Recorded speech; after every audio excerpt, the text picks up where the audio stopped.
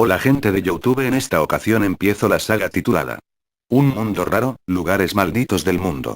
Hoy examinaremos Poveglia, la isla de los muertos. No olviden comentar el vídeo y suscribirse.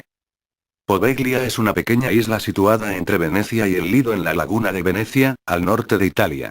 Un pequeño canal divide la isla en dos partes y a día de hoy su visita sigue estando prohibida. De hecho, los venecianos la llaman la isla del no retorno. La oscura historia de la isla de Poveglia comenzó durante la época romana, cuando se usó para aislar víctimas de la peste de la población general. Siglos más tarde serviría para el mismo menester.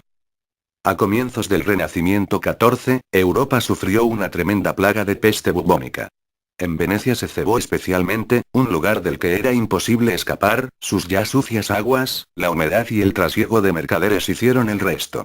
Se llegó a tal extremo que no había sitio donde dejar los cadáveres, se apilaban como montañas de naipes, pero no era suficiente y había que buscar una salida a la situación desesperada. Ante tal desastre humano, las autoridades de la ciudad deciden en consenso con el clero que los cuerpos sean trasladados a la isla de Poveglia. Los cadáveres eran trasladados a la isla y en enormes fosas eran incinerados. Mientras Venecia y media Europa era devastada por la peste negra, según un censo de la época fue aniquilada más de un tercio de la población europea.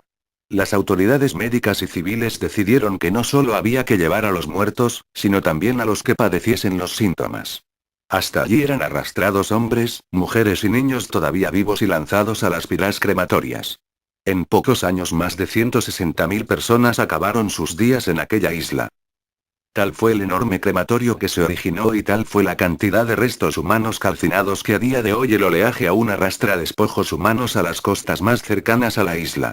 Nadie puede visitar la isla salvo los dueños de los viñedos que allí existen, incluso los pescadores temen acercarse al lugar por si acaso sus redes capturan huesos humanos. Tuvieron que pasar muchos años hasta que la isla quedó totalmente abandonada, pero en el año 1922 construyeron allí un psiquiátrico completo con un impresionante campanario que puede verse en toda la isla. Los recluidos allí, enfermos mentales, psicópatas, fueron los primeros en informar de que veían a los fantasmas de las víctimas de la peste y escuchaban los lamentos de sus espíritus atormentados por el sufrimiento, pero nadie, por el estado mental de los testigos, quiso creerlos. El director del psiquiátrico comenzó a experimentar con los pacientes nuevos métodos de curación, lobotomías y trepanaciones eran prácticas habituales en los pacientes con herramientas rudimentarias como taladros de mano, cinceles y martillos. Muchos de ellos fueron llevados a la torre del campanario, donde fueron torturados y sometidos a una serie de inhumanos horrores.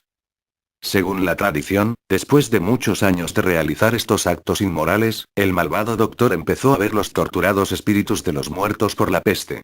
Esto le llevó a subir a la torre del campanario desde donde saltó y según una enfermera que fue testigo de la caída, esta no le mató en el acto, sino que mientras el médico se retorcía de dolor en el suelo, una especie de niebla salió del suelo y lo estranguló hasta la muerte. Se rumorea que el espíritu del médico sigue entre los ladrillos del campanario y alguna que otra noche, se puede escuchar el repicar de la campana en toda la bahía. Aquel acontecimiento fue el final del psiquiátrico que hoy día aún permanece cerrado en Poveglia.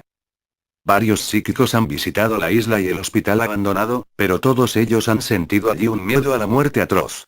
De vez en cuando algunos temerarios han esquivado las patrullas de la policía para explorar la isla, pero todo el mundo que lo ha hecho se ha negado a regresar diciendo que hay una atmósfera pesada maligna, que sientes como si alguien respirara sobre tu cuello, ves sombras en movimiento y que los gritos y gemidos de los torturados que atraviesan la isla hace insoportable permanecer allí.